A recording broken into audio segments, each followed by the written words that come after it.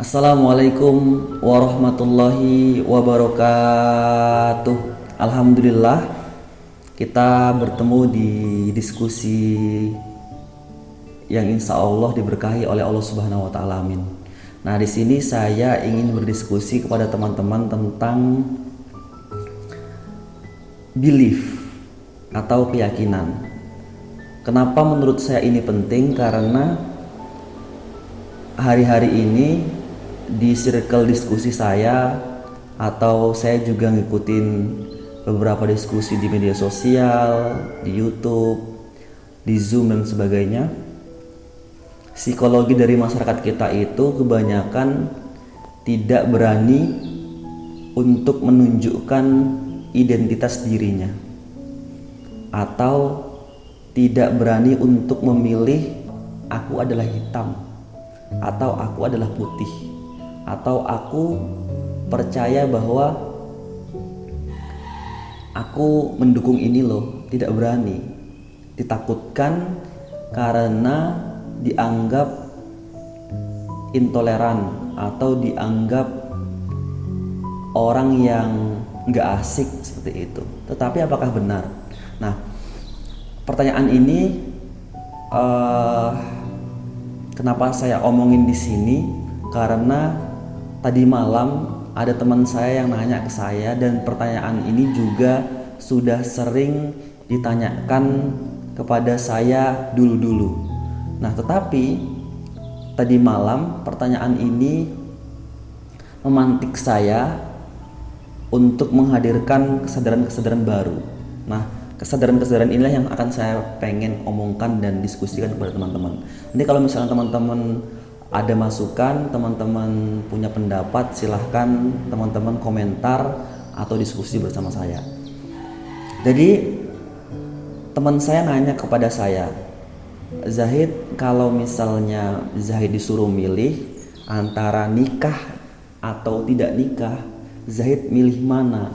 Nah, kemudian saya dengan tegas dan reason tentunya memilih nikah. Kemudian saya paparkan, saya tunjukkan reason di belakangnya kenapa saya memilih nikah. Nah, tetapi sebenarnya bukan hal ini yang penting. Tetapi kenapa saya yakin untuk menjawab bahwa saya nikah, dan saya juga nggak menyalahkan seperti biasa ya. Kebanyakan kita itu ketika kita mengatakan bahwa oh saya ini milih A, tapi kita langsung terpantik untuk oh saya nggak mau, tapi saya juga nggak menyalahkan yang nikah, yang nggak nikah nih, kan seperti itu biasanya. Nah, poinnya di situ. Jadi ketika misalnya saya kemudian berimajinasi, andai misalnya saya jadi seorang presiden, ini hanya berandai-andai ya, saya juga nggak ada motif apa-apa, nggak ada visi apa-apa untuk jadi presiden, ini hanya perandaian. Misalnya saya jadi presiden, kemudian saya berkoar-koar atau bilang kepada rakyat, kalian kalau misalnya mau nikah ya tidak apa, kalau misalnya kalian mau nikah juga nggak apa-apa. Tetapi kalau kita lihat juga, pernyataan seperti itu juga punya dampak yang negatif, yaitu bisa merusak keturunan. Sebab ya udah, berarti ini klaim bahwa pernikahan itu nggak penting loh, nggak penting-penting amat gitu. Nah, jadi seperti itu adalah contoh bahwa kita nggak berani untuk berpihak.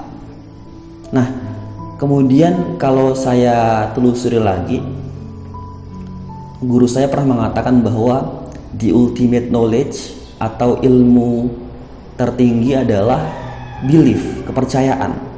Nah, saya mencoba untuk menganalogikannya. Kalau misalnya kita memilih hitam, maka kita harus tegas bahwa kita tidak memilih yang putih.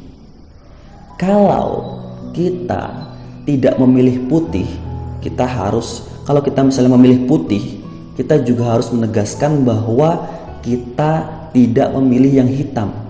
Begitu juga kalau kita tidak memilih yang hitam dan tidak memilih yang putih, kita juga harus meyakinkan bahwa kita memilih abu-abu, memilih tengah-tengah. Tengah-tengah itu juga jelas posisinya sebagai apa. Nah, kenapa ini penting? Sebab kalau misalnya tidak ada perbedaan seperti ini, maka tidak ada transfer komunikasi, tidak ada, kita akan buta. Ini kita misalnya mau buat ruangan ini jadi hitam, tapi kita kasihan dengan putih misalnya. Kalau misalnya kita buat ruangan ini hitam, nanti putihnya gimana dong? Akhirnya kita mencampurkan.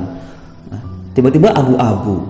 Ketika abu-abu, kok warnanya nggak sesuai dengan kita ya? Nah, maka kita butuh percaya bahwa saya memilih ini.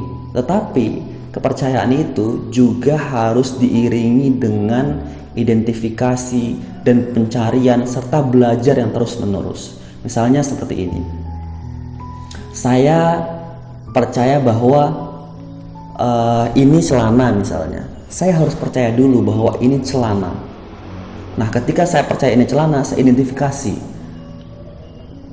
Ketika benda itu disebut sebagai celana, apa syarat-syaratnya? Rupanya benda itu tidak mencukupi syarat sebagai, atau tidak memenuhi syarat disebut sebagai celana. Akhirnya saya percaya bahwa ini adalah baju. Sebab kata Al-Quran, liyasdadu imanam ma'imanihim. Allah itu menambah keimanan atas keimanan orang, keimanan kita yang telah ada. Jadi kalau kita percaya, insya Allah Allah akan menuntun kita untuk percaya di kepercayaan yang lebih tinggi, seperti itu. Jadi kalau misalnya kita in between, kita nggak berani, kita mempiurkan diri kita tidak berani menunjukkan bahwa kita A, kita B, kita C, ya tadi kita akan bingung, kita akan menyelam dalam kebimbangan. Jadi kemudian terus bagaimana? Nah, maka inilah fungsinya kenapa Nabi Muhammad itu turun sebagai orang yang menyempurnakan akhlak. Jadi perbedaan itu mutlak, perbedaan itu pasti. Sekuat apapun kita menjadikan perbedaan itu pure jadi satu, ya kita juga tidak bisa dong. Motor saja, motor itu dia juga dari banyak hal dong. Dia ada ban, ada setir di situ. Jadi dia adalah kumpulan perbedaan. Nah, bahwa saya ingat katanya Jalaluddin Rumi bahwa manusia sendiri itu bukanlah setetes dalam samudra, tetapi adalah samudra dalam setetes. Jadi manusia itu dalam dirinya juga dilingkupi banyak perbedaan yang kompleks.